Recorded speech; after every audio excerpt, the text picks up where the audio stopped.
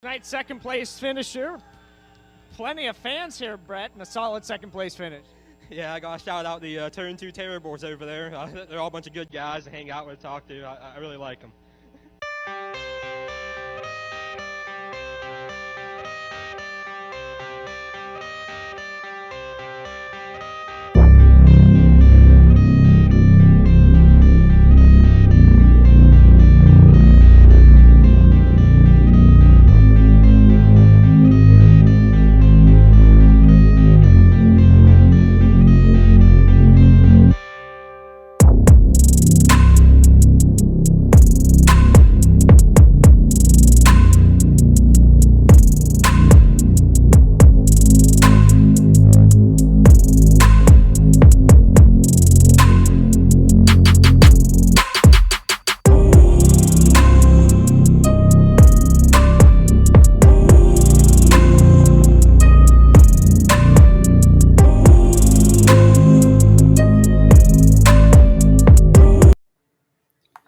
Welcome on in, everybody. Turn 2 Terribles here. It is January 2nd, 2023. Happy New Year, everybody.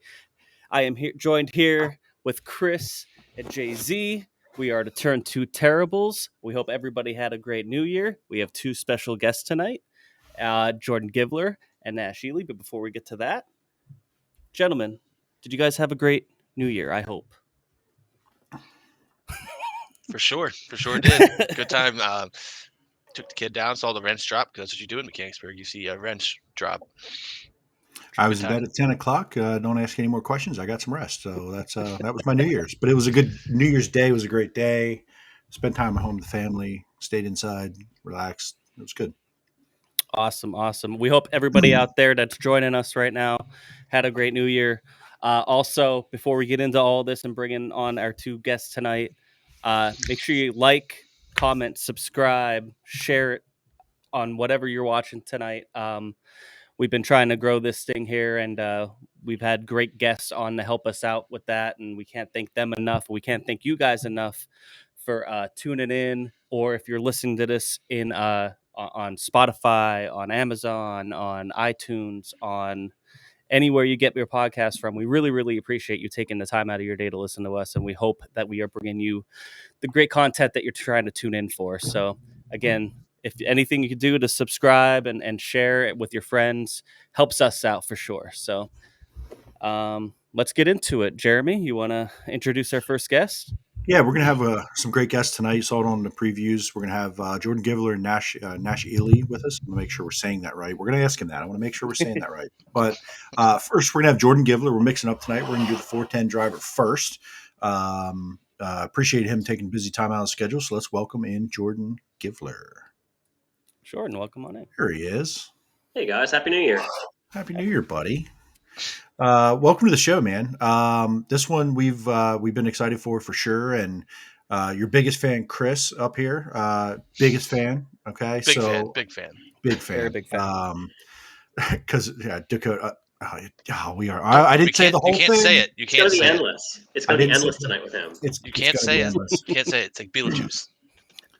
Yeah, exactly. All right, so I want to get started. Followed you a little bit here in the last year, Jordan, especially this past season, and being friends with Dakota is I don't know if it's I don't know what it is, but here we are. I met Dakota at Speedway 94. And I think just this past year, I really got to know his history a little bit, because we finally were like, dude, how are you here? Like, how did you get here? Right. And talk to him. And for those of you watching, Dakota works with Jordan on the 410 team, on the Mint 90 car, 410 here in Central PA. So I knew Dakota. We've known him for a long time. And, through him, got to know a little bit about his kind of journey to get with you, and started to get to know you a little bit.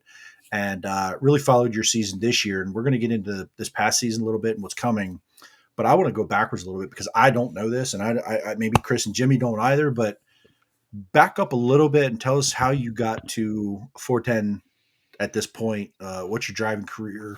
Did you a couple of the guys that we've had on previous weeks, excuse me, started driving when they were 5 years old, right? So, and then we had Kyle Keene, didn't start driving until he was 25. Yep. What's your journey? Where did it start for you? Family background in racing? Tell us a little bit about it. Yeah, so my path is a lot more like Kyle's. My first race, I was 20 in a 358 sprint car. So growing up as a kid, I think my first race at Williams Grove as a fan, I was 7. My dad took me, and like I instantly fell in love with it. Like I was like real small. We would watch NASCAR races, but he took me to the Grove for the first time, and it was like, this is awesome, right? So every Friday I wanted to go from the time I was little. So I have 2 older brothers. Couldn't ask for a better family, but I wasn't like, they weren't in a position to put me in any sort of a race car, or go kart, anything like that. So by the time I got to be like 12 or 13, we got to know Rick Lafferty just kind of by chance, walking through the pits as a little kid, getting autographs. And we followed Rick around for a full season. Like wherever he raced, we were there in the stands. We'd go out to eat with him after the races. Like that was the thing. And like as a 12-year-old kid, that was badass, right? For sure. The challenge was Rick was in Jersey and I grew up in Camp Hill. So there really wasn't an opportunity for me to like work on the car at all. And I wasn't even old enough at the time to go into the pits. I mean, now it's changed a little bit that like you can get younger kids in, but in the early 2000s, like if you weren't 14, you were not getting in. So Rick and Mark Coldren were friends. Mark was racing at the time, and they were competing against each other every week at Port Royal. And I don't remember exactly how it all went down, but we were in the pits one week at Port after a race, and Coldren was pitted next to Rick. Somehow I met Mark. I ran into Mark again like the next week at Williams Grove in the pits. And he's like, well, hey, if you ever want to come like help us on the car. And I'm like 13 at this point, but like helping was polishing a wheel. Yeah. But that was cool. Like that was like the best thing ever. Like the first thing I ever did was polish a right front wheel. And that was kind of like my in beyond being a fan. So and that's the connection to Billy Kimmel that we'll get to here in a bit. But Billy Kimmel was Mark's crew chief whenever I met Mark. So it truly just started as a fan, and then wanting to get more involved, but didn't really have a way to do it beyond just being an annoying little kid, like bugging a team to listen to me, right? And luckily Rick was that guy, and through Rick I met Mark. It just kind of snowballed from there. So just starting to work with Mark's guys in his garage, Billy and the team that he had at the time, and just starting to learn, I mean, really from the ground up.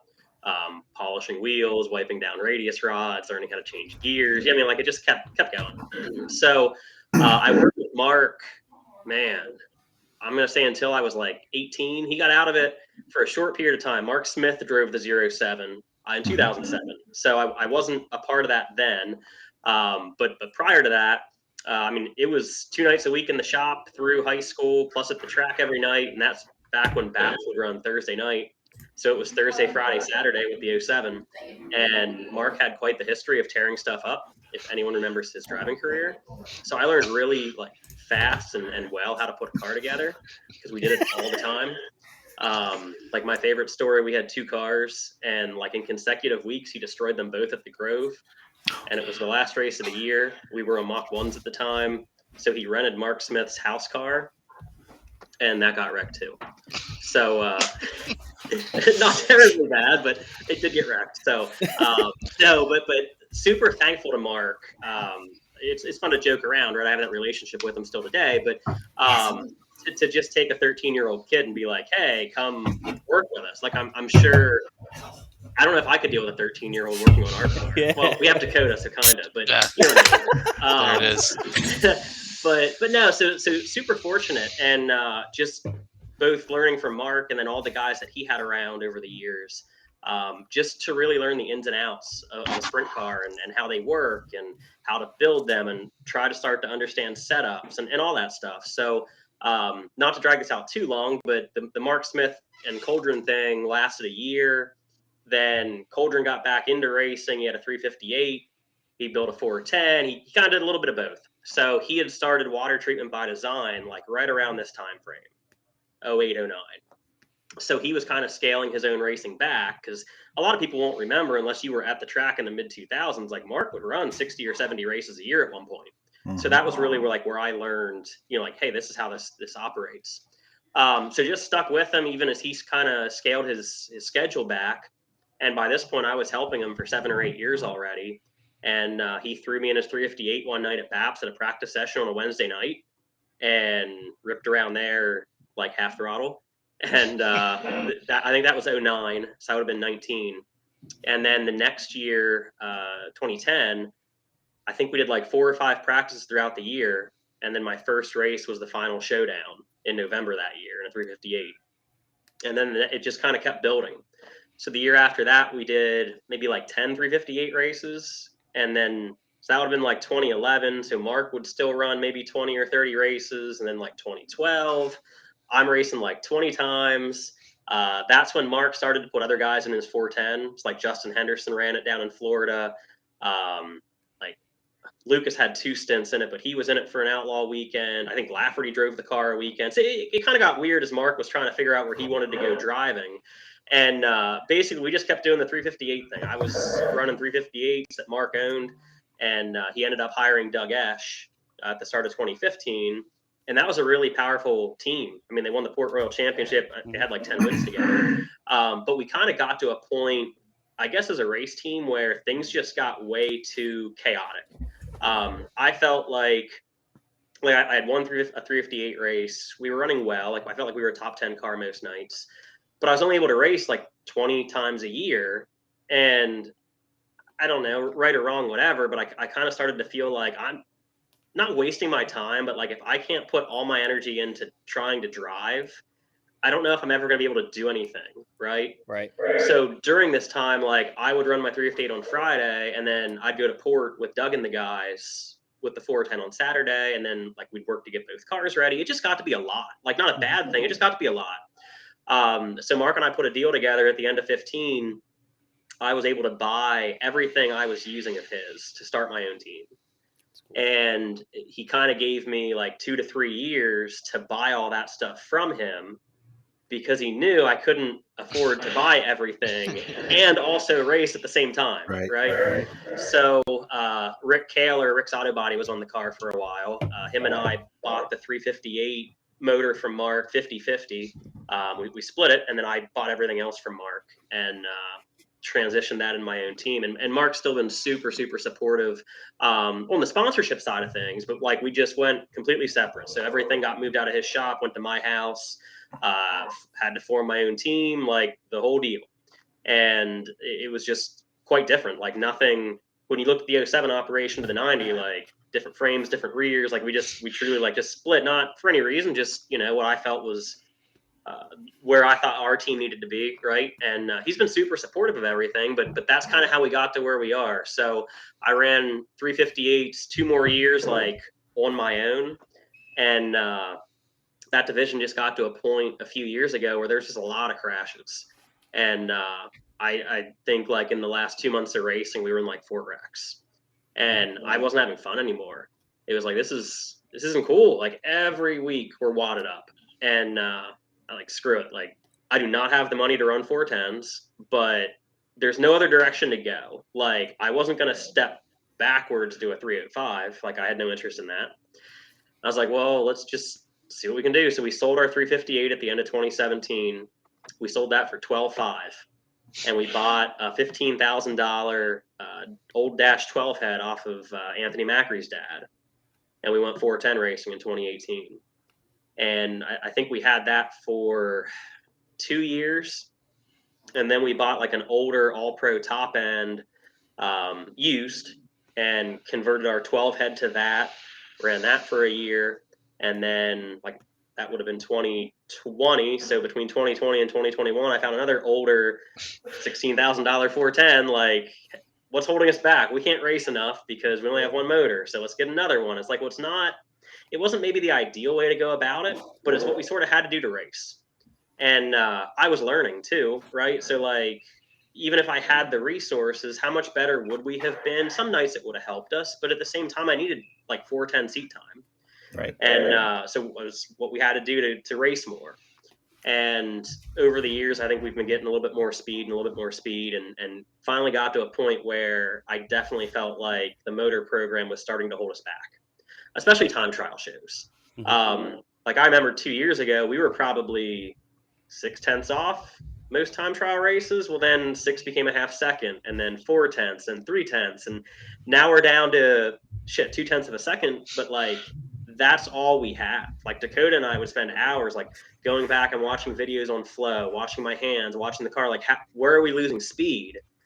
And we changed our shock program and freed the car up and like did all this stuff trying to make ourselves better and like knowing I was a big limitation too. And I felt like we got the car to a point where when you're wide open, like on the curb and you're straight and you're smooth and like you're watching and like there's not like we didn't scrub speed anywhere. Well, it's the power to get from turn 4 to turn 1, right? So at the end of this year, I made a decision like screw it, we're gonna go all in, like right or wrong, I don't know. So we sold both our motors, and fortunately we're at a point now, partly just because of the way the market is right now with used parts. Used stuff is valued a little bit higher than what it used to be because it's so hard to come up with the new stuff. It just lead times are so long with material delays. Yep. But we sold both of them and we took all of that money and put a deposit down on a brand new motor for this year. Nice. So kind of going all in on ourselves, right? So now if we suck in time trials, I don't really have any more excuses. We'll just blame Dakota. It's okay. Yeah, I have a whole book of like excuses that I haven't broken out yet, and like most of them have helped them. But no, but that's kind of how we got to where we were. So it's a little bit of a different path. Like if I could go back and change anything, certainly I would have loved to be able to race when I was 8 years old, right? And start in quarter midgets and go to micros and all that. So I didn't have that, which I think I'm actually really, I like that because I was able to learn the ins and outs of the car. And I think that as I started to learn like what I'm feeling, I knew what to do to fix what I was feeling, right? Like it wasn't like, you know, like what's this shock do? What's this do? Like I already had an idea, like, hey, we're gonna make this change, and I know this is what it's gonna do. And I think that's helped in some ways. Like it's not perfect, but then all the stuff that you just learn behind the wheel, like by driving, I've had to learn that. And I think we're at like 220-ish career races now since I started. So that's back to 2010. You know what I mean? So it's not like my average races per year has been 25 still, 30. And that's tough. I mean, obviously we want to be as competitive as anybody. Like nobody likes going there and struggling. But at the same time, like we're still not at that point yet, but like it takes time to get to a point to where like you can compete just for a top 10 most nights and then a top 5. Like it's a building process, and it's just something that you can't fix with anything but seat time. And I just feel like probably the last 5 years, every decision I've made has been, how can I race more? Or like going into the next season, like what's holding us back? Well, when I bought that second 410, it was, we're not running enough races to really get going. Like we would get to July and I'm starting to feel good. Well, like the season's over. Right. And I'd be 20 races in and Danny and those guys are crossing over 60, you know? So every year it's just like, okay, well, how do we get better? What do we need more of? And more races, obviously, but I just feel like now we're at a point where my feel with the car, where we're at as a team, it was more about, okay, we need to get a little bit better stuff here. And it's kind of a step back because we are going from 2 motors down to 1. And I don't know the finances yet of like, when can we rebuild it? How quickly can we rebuild it? Because the idea is we're still going to be focused mostly on Lincoln, not just there, but that'll be the bulk of our races probably. So if we can run 20 to 22 races and it has to get rebuilt, well, like, where's that going to fall in the calendar year? You know what I'm saying? Like, I'd love to plan it out. Yeah, like I'd love for it to be June or July and then be able to get that turned around in 2 or 3 weeks if the parts are available, you know, for them to freshen and everything, and then come back and run another 22. Like ideally, I don't know quite yet financially if that's going to work out or not. There's a lot of exciting things that have been going on behind the scenes that I'm more optimistic that maybe that could happen. But it's just, we're just going to wing it and see what happens. I felt like we were at a point that like, we got to get something better that we don't feel like, let's say that we're beat before we roll into the track. But after you run enough all-star races and speed week races and you're 2.5, 3/10 off and you're 35th out of 50, kind of, you know what you're getting, right? I think it's Central Pete. Sorry. Yeah. So one thing you mentioned was Like, I don't know if it was the right way to do it or not, but it was your way. Like, your way doesn't have to be anybody else's, and you don't have to share everyone else's journey to where you want to go. And you do what you can, with what you got, right? And ultimately, the competitive spirit to be like, I just want to keep going, has overridden the need of, okay, let's take a break, stop. I don't want to do this for a year, and we'll come back with better stuff. Like, I can't say I'd be any different than you would, and being like, I just want to go to the track. I want to get to the track. I want to learn how to do this. I want to show up. I need to show up. I need to show up. So, but your journey is your journey. Like, there's no right or wrong here, because at the end of the day, if you had unlimited funds, would you have the most of everything and run 60 races? Yeah. Yeah. Right. Like, Yeah. who would say no to that? Right. So Yeah. like that's part of the way this gig goes. And we talked about there, like, you're at a point where, Central PA, I mean, obviously we all live it. We're all kind of homers when it comes to this, but like, it's not easy. And you want to run competitive around here in a 410 of it, even a 358.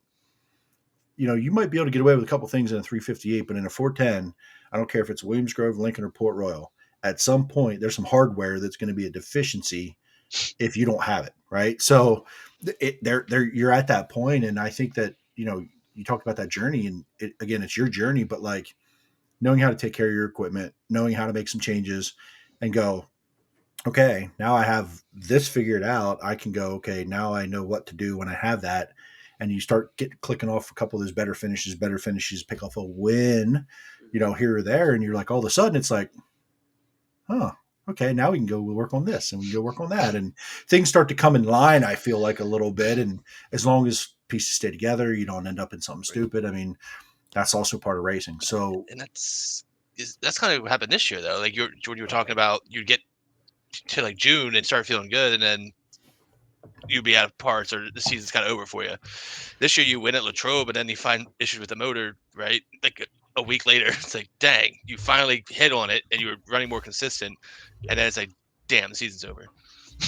Yeah, and it's how it goes, right? It's racing. Like and part of it wasn't just also the performance. Like, I knew we were getting quicker, and there's also nights.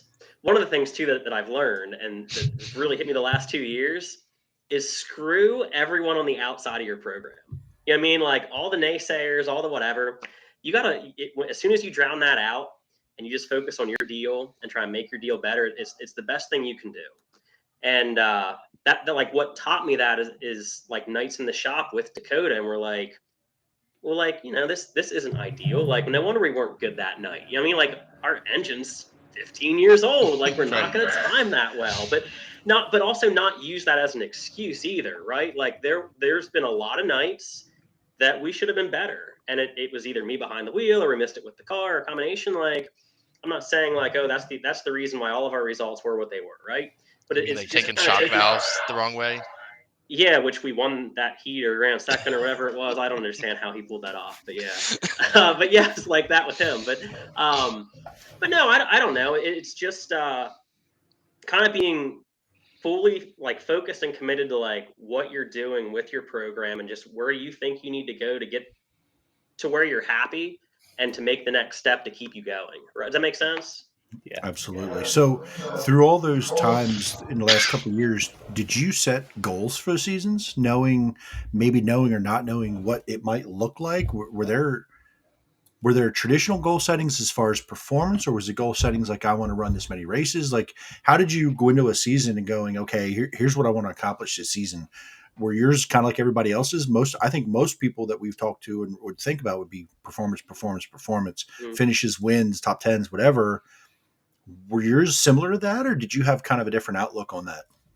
Um, Here lately, it's been more performance, but I feel like it's been realistic goals at the same time. Like, it was stuff we had to work towards. Like, going into 22, our goal was to win one race. Like, we felt like when we ended 21, we had enough, like, we were getting top fives, we're getting top tens, like, we're starting to click these off.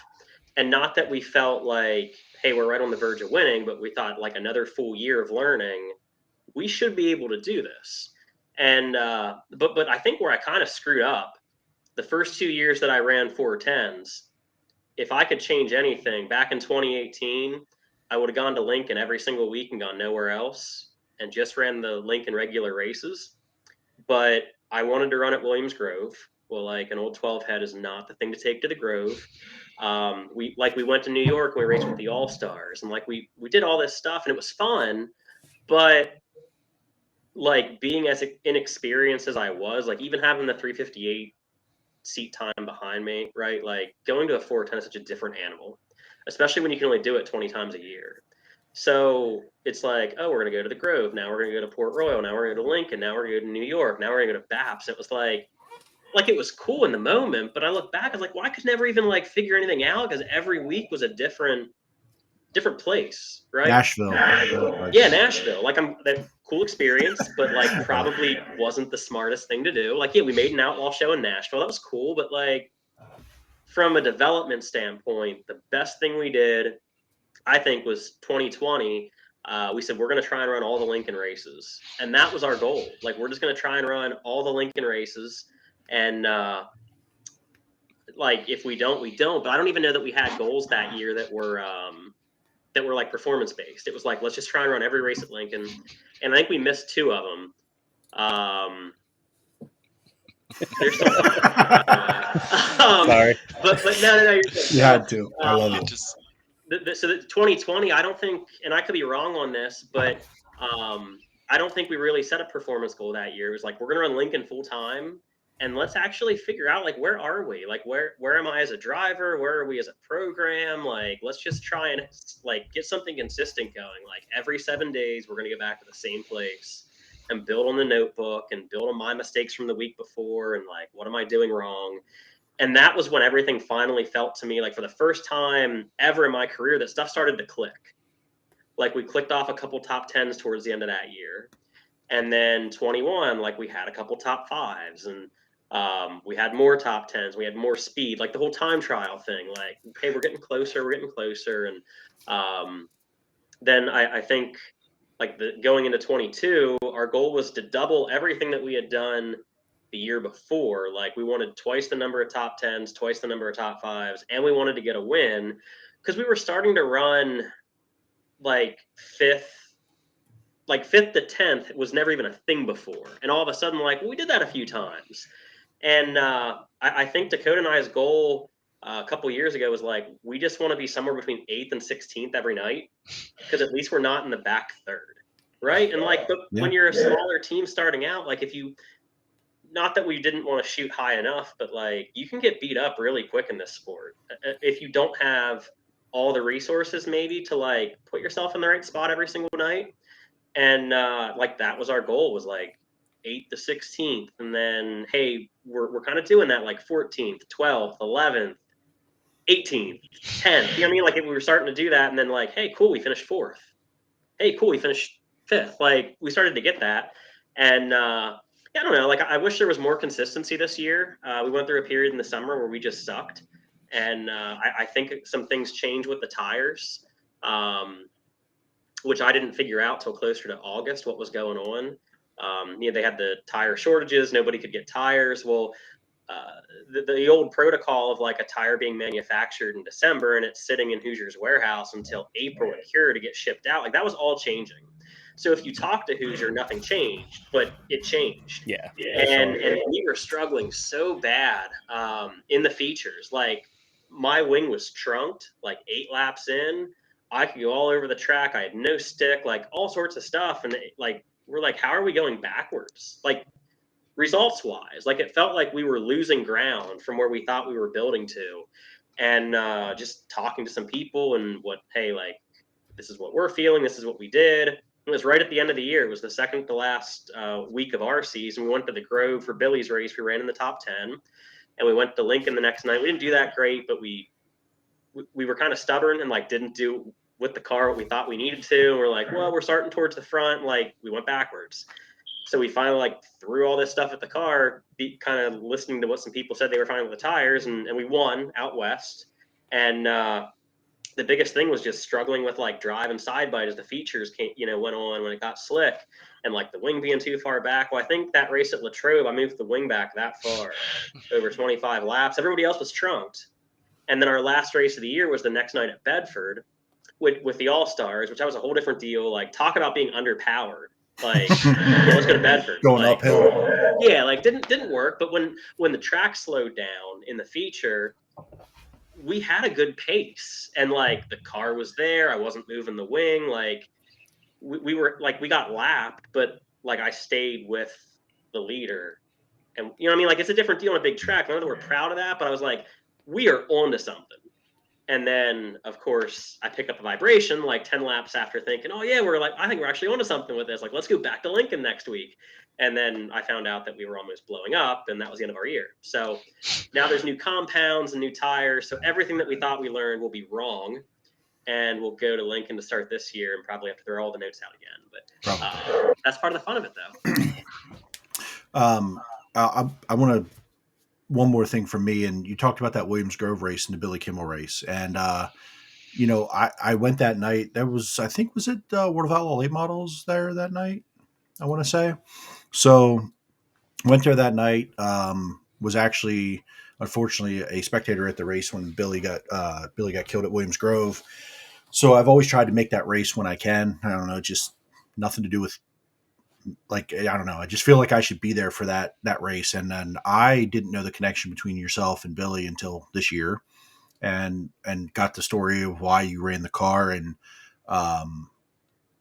all that aside, that was a really cool night for a lot of reasons. But the one thing that stood out to me was watching. I stood on your trailer for the feature that night with Dakota, and you looked like you were driving with a purpose all night, right? And I think that there's a lot into that. It was an emotional night probably for you, being there, running that paint. It was that night, maybe a little fired up. And again, I'm not trying to get in your head or anything, but also you had just made a change in some suspension, some shocks, right? I watched you drive that night, and I was like, I almost felt like you forgot everything you ever knew and said, I'm just going to go drive the hell out of this thing. And it's maybe you didn't even do anything different, but it just looked like the car had speed. It looked like it got through the corner. It looked like you were being more aggressive. I mean, am I onto something with not knowing anything? Did you just kind of wipe that out and go, hey, I know I got really good parts here. I'm going to go drive this thing. Or did it just do what it was supposed to do and you drove? I feel like I want to give all the credit to the factory cane shocks. And You can, but I just, Yeah. you look different. Like the car, I don't know. You look like a different driver that night.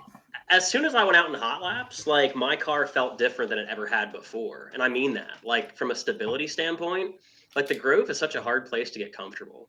And I have a fair amount of laps there from my 358 days, but like it's just a tough place. Like what the air is doing, the long straightaways, where you have to put the car, getting into the corners late in the night. Like it's a tough deal, like a tough place to be comfortable, just the way it's shaped. And man, as soon as we put those shocks on, I was like, damn, like this thing, I've never had a car feel like this at Williams Grove. And I don't know. So like the first 2 years, I'll be honest with you. So that was the third year I did the tribute car. The first 2 years, I was in my head the bad way. Like I couldn't put that behind me of like what we were doing. Like I was too focused on like I'm driving the 47, right? Like it was very sentimental, but I feel like I was too in my head those nights. Yeah, got in your head a different way of like pressure. Yeah, and I for whatever reason, whether it's just experience or the fact like, hey, I've done it 2 years now, like it's still really cool. But I remember the first year, like rolling it into the trailer and looking at it in my house, I'm like, damn, like this is Billy's car, you know what I mean? And then seeing that all night long, like it was kind of tough to put, not thinking of the accident, but just like the concept of like what that night was, right? Right. So maybe after a year or two of doing it, it was also easier to, hey, it's just another race. But I do say that was our first night on the FK shocks, and I just thought the car had such a tremendous balance. And then the next night at Lincoln, we were really fast early on, and like I said, we made some bad decisions adjustment wise in the feature, but we had speed. And then our third night on the shocks, we won, and then we never got to go any further with it, unfortunately. But I've never felt that good at Williams Grove. Like I'll give you that. And I've probably never driven the car that hard at the Grove. And I think some of it was that comfort level and the way the heat race played out. Like I had the confidence the way the heat race went going into the feature. And I don't have a ton of 410 laps at the Grove, but it was like up on the wall in 3 and 4. And that like that's not. I've gotten better up there, but like that's not my thing, right? Like if I can putt around the bottom like Donnie Kreitz style, like let's go. But I remember like blasting under the bridge the first lap, and I think Crimes was in front of me, and I was kind of like to his outside going into 3. I'm like, well, he's peeling to the bottom. Like, well, I remember like first lap, like, guess we got to figure this out now, and just kind of set her in there, and off we went. But it was just I think it was just the stability I had in the car that night beyond anything. Like, I hate to say that, but the car felt good. And I just was like, hey, like if there was ever a night to let's just do this, I did have the extra motivation, but yeah, I don't know. I'll give all the credit to Drew and the FKs, but I really do think that changed our program, and hopefully that shows going into next year. What you got, Jimmy? I just want to bring this picture up again because it's just such a cool picture. It is, yeah. Talk about your win at Latrobe. That's not a track that many people have heard of, really. I guess if you're in the Central PA, circle, and you like you said, you went to a bunch of different tracks. You had top 10s at Selinsgrove, Baps, and Williamsgrove, and then you got a win at Latrobe. Just tell us a little bit about Latrobe. Yeah, so I didn't know it was a racetrack either until like the end of 21. I saw they were having a big race out there, and like whatever, didn't think much of it. And then as the 2022 progressed, it kind of goes back to that whole deal of like it was an all-star race at Lincoln, is when we went out there. I'm like, why are we going to go do this when there's a $5,000 to win race somewhere else that's Right. like not all-star competition? Like, I hate to say it and be negative, but like we're going to go to Lincoln and we're going to be 3/10 off, which is going to be like 36 out of 50, and we're going to run in the back of our heat, run in the back of our B, and leave. You know what I mean? So it was like, well, hey, like let's go do this. It felt different than the first couple of years, when we would just travel for the hell of it, like to have fun. I was like, hey, we can actually go out here and be competitive. Like, I thought a $5,000 to win race in Western PA was going to pool like 30 cars. I mean, they don't have those. But it's Western PA. I learned. No, I figured that out. But unfortunately, they had a horrible car count. But AJ Flick was there. Shetler was there. Those were probably Cody Bova. He was there. I mean, there was some good cars. Like it's the guy, it's the guys that you see that are up front out there every week. You know what I mean? So it was disappointing in a way that they didn't get the support. But we just thought, screw it. Like, let's go out. We'll run for $5,000, and not that we thought we were going to go out there and like, oh, we're going to win. Like, no. But like, hey, like we have a shot. We have a better shot going out there and winning than we do going to Lincoln, and like even getting out of the B probably for what we had. And half mile kind of reminded me of Selinsgrove, just the way it was shaped. Like, not that it was that fast, but like sweeping corners on entry. It was a fun place to race, and they had time trials the old school way where they use a stopwatch. So Nice. yeah, so the fun thing about this, I was so angry, like almost to the point of wanting to leave after time trials, because I found out this is with a stopwatch, and they start reading off the times. I was the first car out the time, and I think they said I was like 1.1 seconds slower than AJ Flick. And I'm like, I've never been 1.1 seconds off of anybody in my life.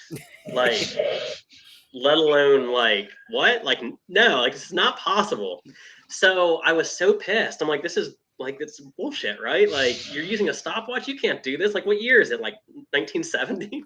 So I'm so angry, and like I'm about to go bitch someone out, and like I was like, I want to redo. Like, I'm sorry. Like, there's no possible way. I thought our night was ruined. Well, here somehow that had us fourth quick, and it was a 4-car invert for the heat race. So we're on the pole. So I'm like, now you're not arguing anymore. We're 1.1 seconds off. I'll take it. That's the best stopwatch ever. Yeah, like, okay, cool. So we started on the pole of the heat. We won the heat. And then we redrew for the feature and started third. And we actually fell back to fifth, like by lap 3. AJ started up front. He got a flat right on the start, so he changed it, was right behind us, passed us. We fell back to 5th, and we were just like a little bit too tight. But there was this moisture strip right on the bottom, like right on the inside berm.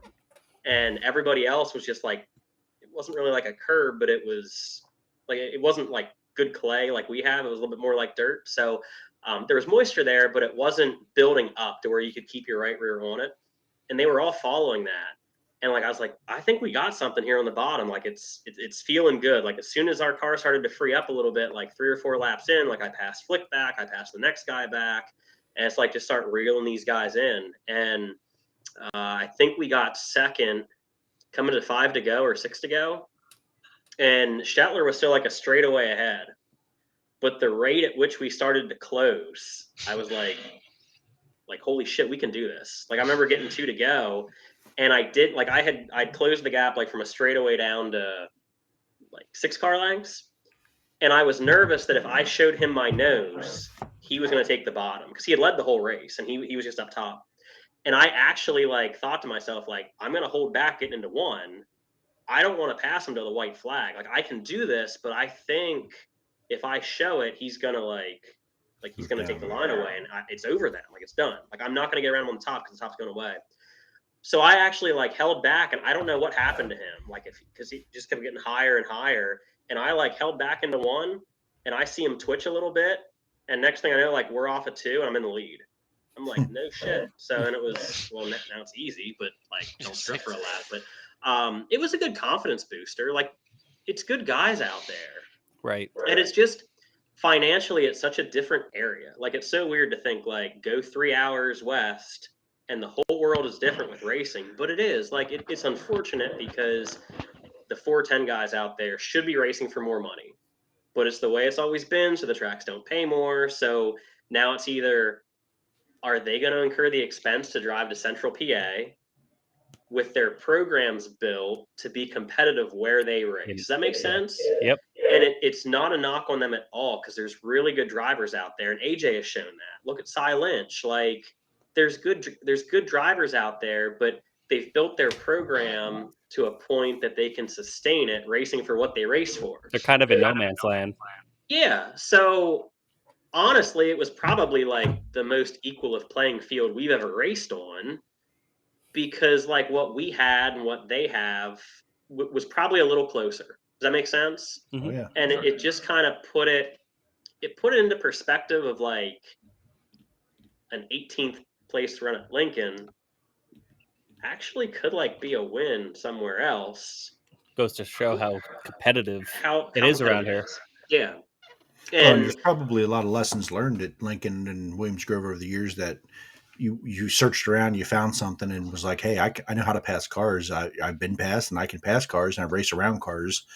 And it was like, oh, well, that worked. And that was, so it is a weird thing where like, it's that whole, like, it's like a psychology thing. Jimmy's girlfriend would probably know the story about like, the animal that's in a small cage only stays small, right? And then you put them in a bigger whatever and they grow. So like, maybe an AJ Flick, and I think we've been having conversations about this recently, like love AJ Flick, right? Love that he comes to Central PA, but is he a product of his environment? And coming in here and like learning, and he's probably getting better because of coming to Port Royal, and he's won a race or 2, but like he could go to Lernerville and win a track championship and win 6-8 races, right? So, and it's not like you went out there and going, hey, your expectations weren't to win, but why would they be, right? It's not like you've won 50 races in the last 2 years. Like, yeah, and I didn't go out there thinking like we're gonna win, but I knew we could.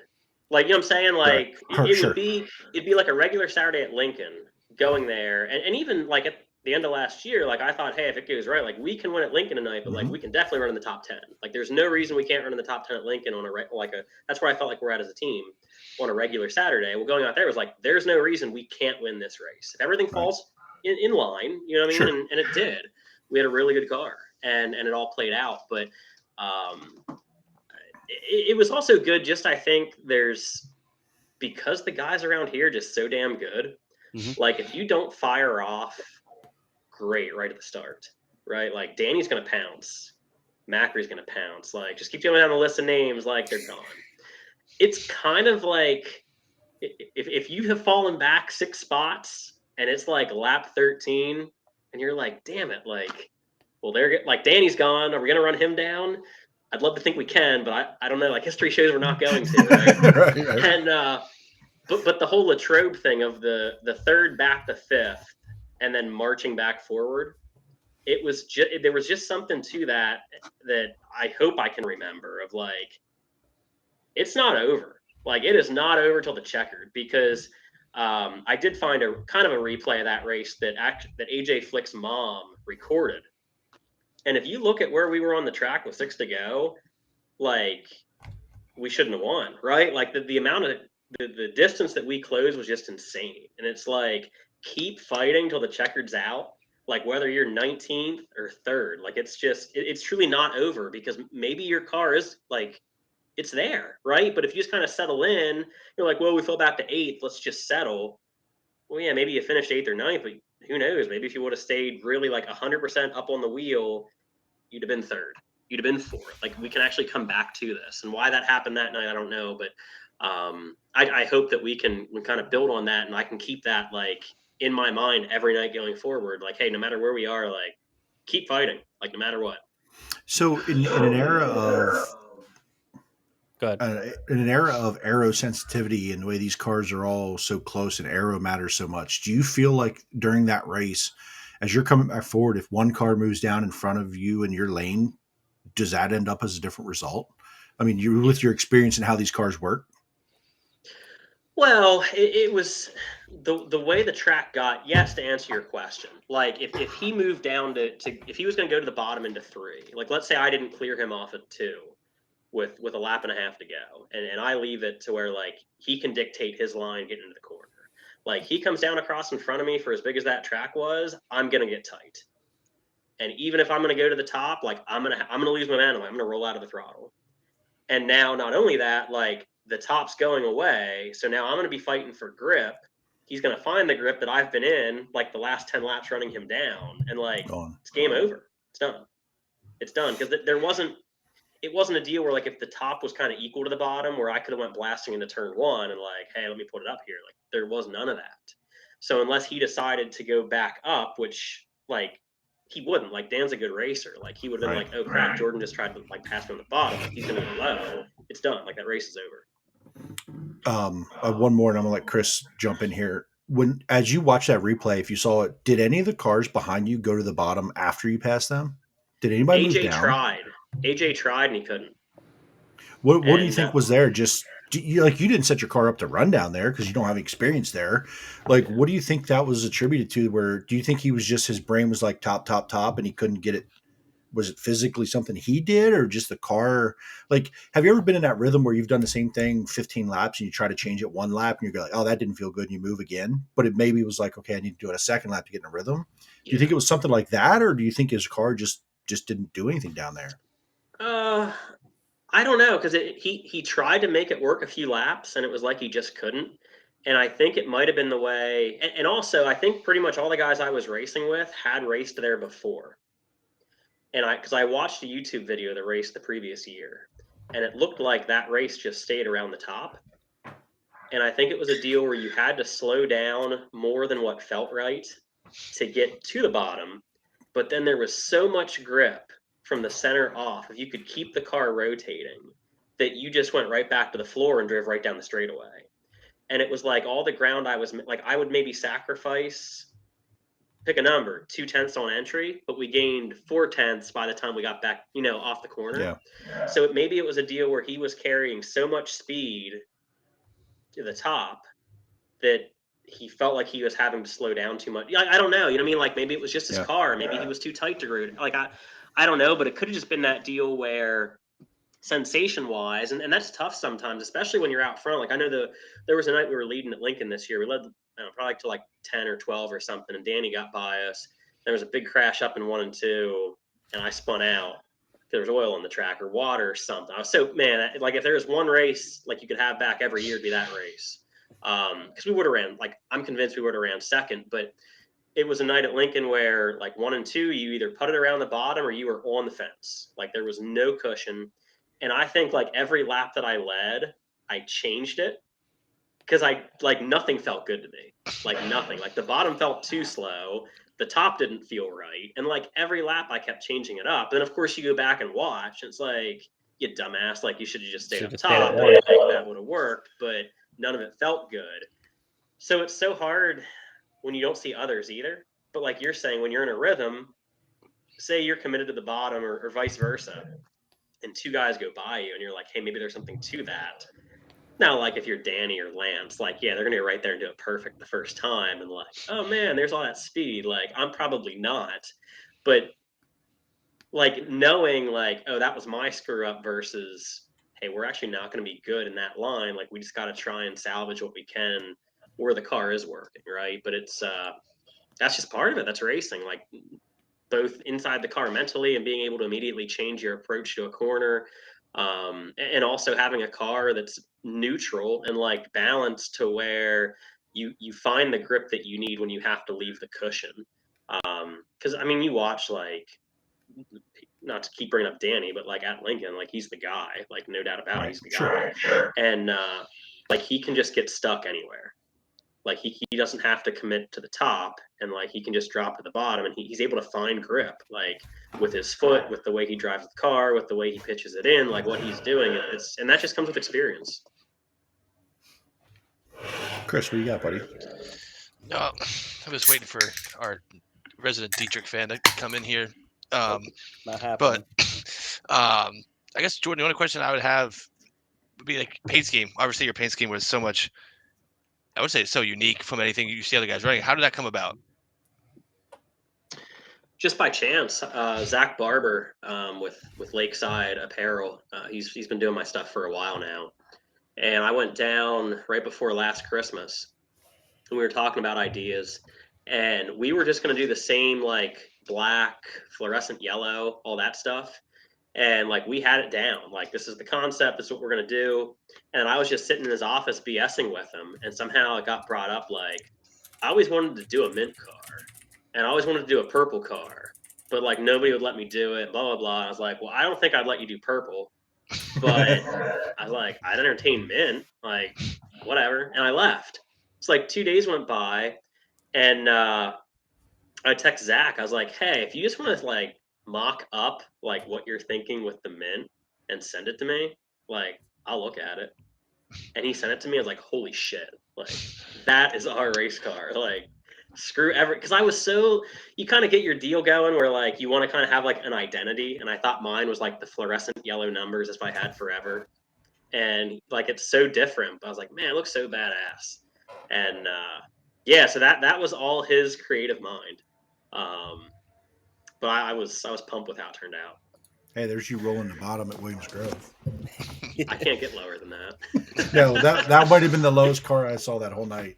That was such a screwed up heat race, but yes, that was one of those like you kind of had to keep like going lower and lower to get the moisture. It was dustier and dustier every time a car went by. I couldn't see anything. It was great. So we just got through Christmas this year. Did you go back to him and say, did he come up with any other random weird colors it could be, or can we let any cat out of the bag here? Are you doing the same thing? So we haven't talked at all. You don't have about to design. No, okay, you don't have to admit it. You don't have to. So my plan's to stick with mint. I love the mint and gold thing. We'll probably tweak it a little bit, but we are still talking to a few people about next year, sponsorship wise. Awesome. And that could change the way the car looks or where people are placed or stuff like that. There's a lot going on. That mint over money. No, I think it'll work regardless. But now we'll just have to wait and see. But you probably want to get over to Nash. But I'm not in a rush with the design of the car, so we're not going to have our new motor until like the end of March or early April. So that is how screwed up like the supply chain is in the racing industry. So I put the deposit on the new one with Don like this third week of September, and the lead time on heads was 7 months from him calling them in the next day. Wow. So when you put all that together, and then like by the time he gets them, there's things that he has to do before the thing is ready to go. We probably won't be out until I mean, maybe we'll get lucky and like the very end of March, but my gut's just telling me it might be mid-April till we get out, and it's just how it is. So like the time frame that we're working on as a team is so much different than the last couple of years, because the last 2 years we've been at the Icebreaker, and just the way everything's kind of like things are moving a little bit slower this off season, but not in a bad way. So I haven't had I don't have all the final answers yet to go to Zach to be like, hey, let's start working on something.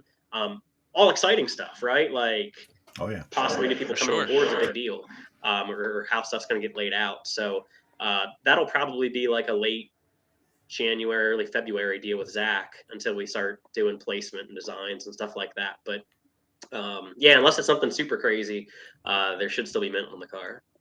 That kind of answers. We do have a sorry to turn you down here. We do have a fan question here from Sean Donnelly on Facebook here. Will your car be on display at Racing Extravaganza? I think he kind of just answered that.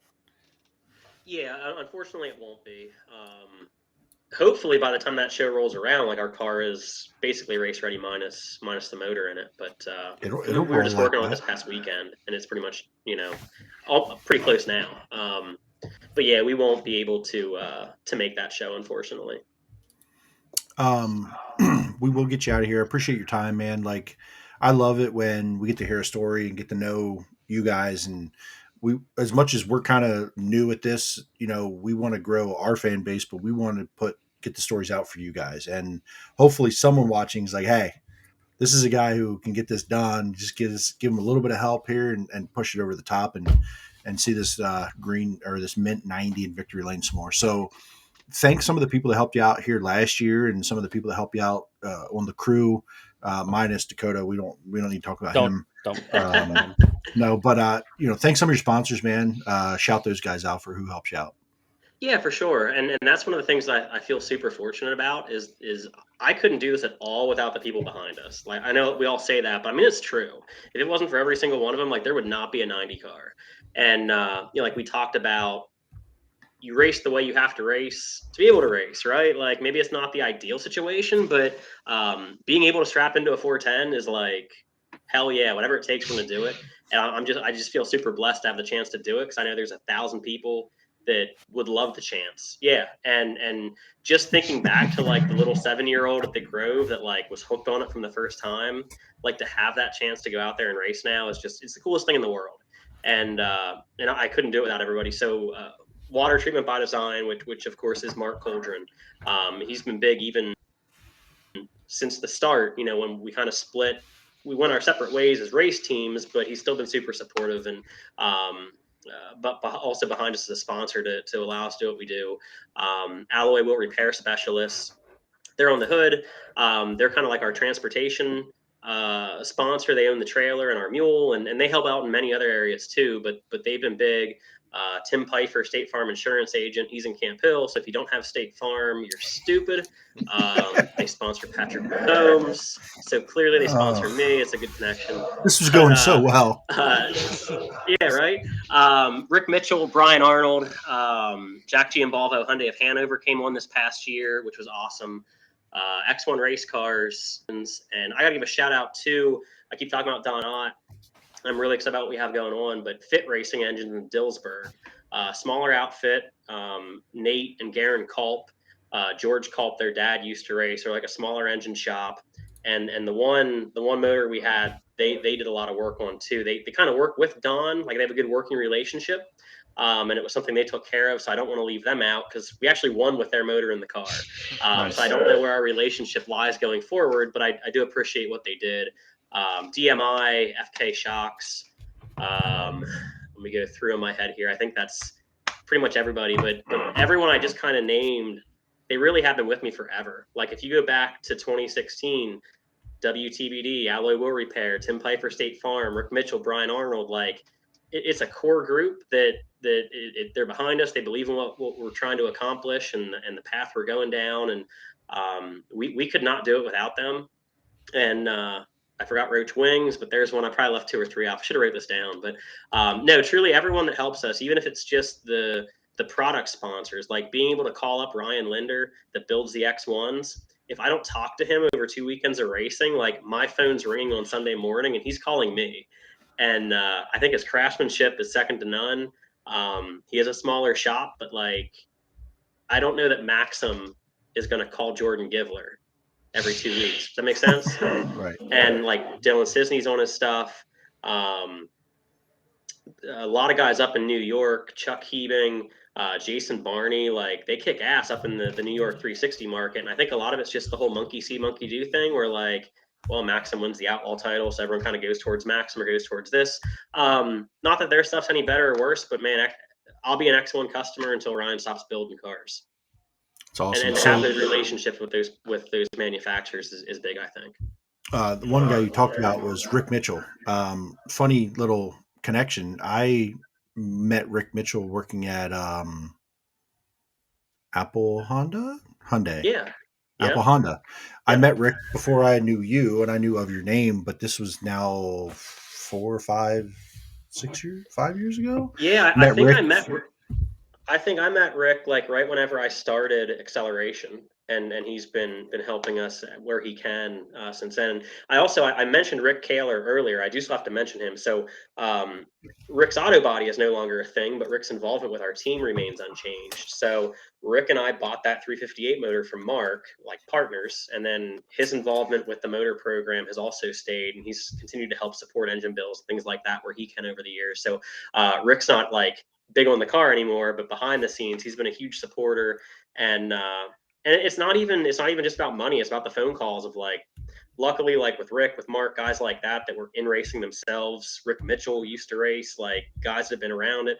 They get the struggle and the climb of trying to get to where it's going. And it's just cool to have the encouragement of like, keep going, guys. You know what I mean? Like keep going after it. So it's cool.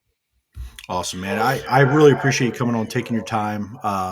Look forward to seeing you out there whenever the car gets there, whenever, metal decides to create itself and put it all together. Cause, I think the whole world is, the last, 2 years of this stuff has been a challenge. So hopefully get some good news in the springtime. And honestly, you don't need to be out there for the icebreaker anyway. Wait till it warms up a little bit. I don't want to see anything get torn up before it needs to. So 2-day icebreaker show. We're probably going to have all kinds of people in. The Outlaws are going to be in town early this year. Like you'll be fine. There's plenty of races to hit. So good luck to you. To the new design so I can order more shirts.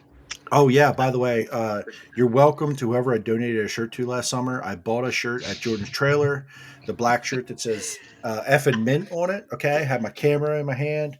I walked somewhere, sat it down to do something. I wandered away from the shirt, came back, and it was gone. So poof. Congratulations to whoever I bought a extra large Jordan Givler black F and Mint shirt for. You're welcome.